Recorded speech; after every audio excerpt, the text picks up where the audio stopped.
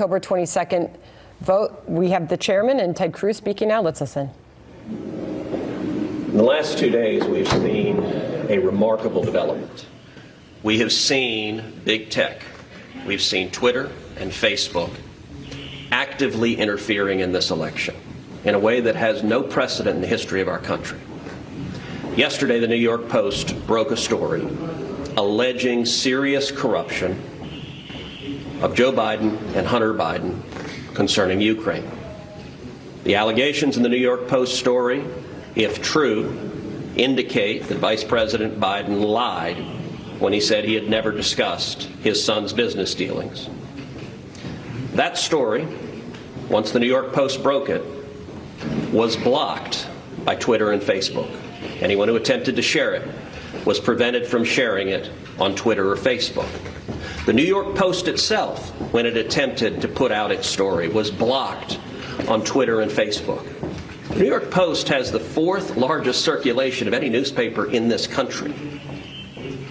Never before have we seen active censorship of a major press publication with serious allegations of corruption of one of the two candidates for president. That was last night.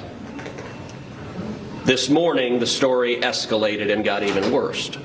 The New York Post broke a second story of a series of emails that indicate yet more corruption. In this instance, the Biden family receiving millions of dollars from communist China government officials. Just minutes ago, I tried to share that story on Twitter. And Twitter is actively blocking right now, this instant, stories from the New York Post alleging corruption and the Biden family receiving millions of dollars from communist China. This is election interference, and we are 19 days out from an election. It has no precedent in the history of democracy. The Senate Judiciary Committee wants to know what the hell is going on.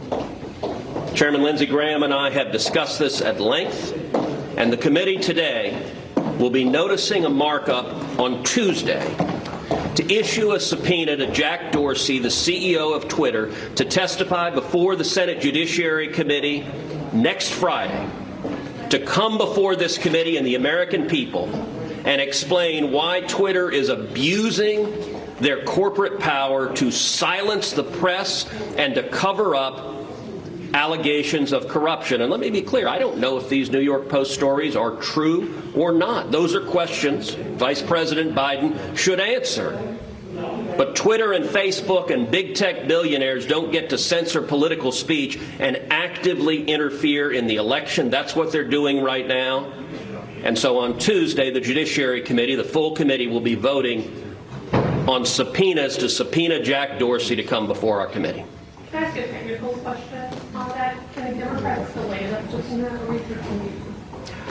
The Democrats can certainly raise procedural objections. They can try to delay the subpoena. I don't believe they will be successful. We are 19 days out from an election, so if the Democrats were to try to play procedural games to delay the subpoena until after the election, that would be obvious and transparently political.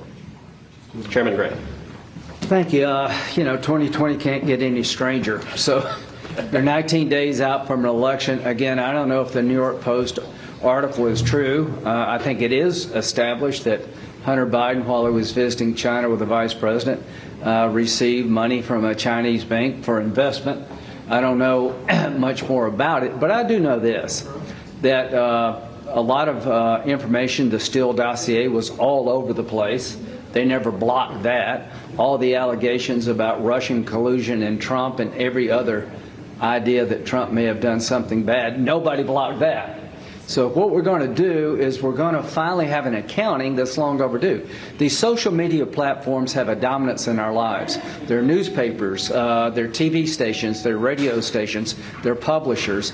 And this, to me, crystallizes the problem better than anything I could think of for the American people. You may be a Democrat saying, I don't want to hear the New York Post. It could be you tomorrow. So the point is that the power behind these platforms have been taken to a level that truly is dangerous, I think. the stopping Americans who have these tools available to them from exercising their ability to share information with their friends. Nobody in Twitter and social media shut down anything about Trump and Russia. So we're going to proceed Tuesday. Hopefully the Democrats on the committee will be as interested in this as we are, because it's us today, it could be them tomorrow. Thank you. I want to say that obviously I agree wholeheartedly with the chairman.